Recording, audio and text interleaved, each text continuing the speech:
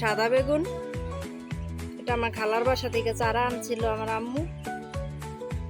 তো সেই চারা আর কি বেগুন সাদা, আমার সাদা বেগুন অনেক পছন্দ। বেগুনগুলো এবার ধুয়ে নেব।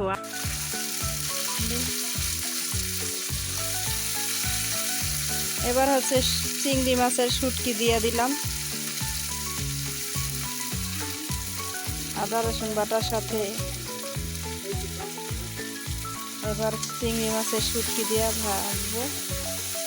ভাজার পরে হলুদ মরিচের গুঁড়ো,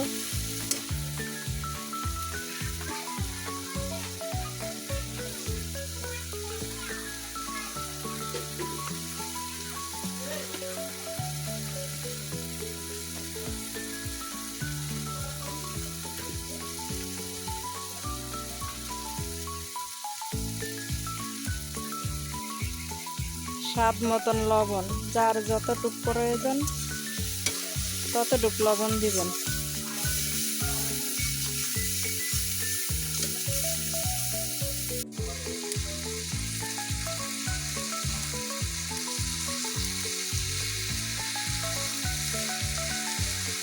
হালকা একটু পানি দিয়ে দিব, বেশি দিলে আবার বেশি হয়ে যাইব।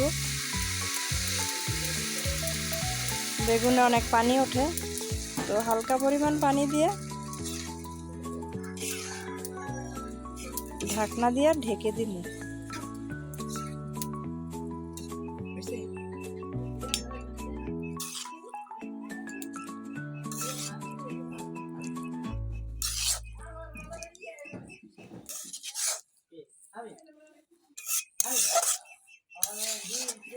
ছোট বোনের কথা মতো বেগুন দিয়ে আলু দিয়ে শুটকি দিয়ে পাতুরি করলাম। অনেক সুন্দর আর ঘেরান হয়েছে।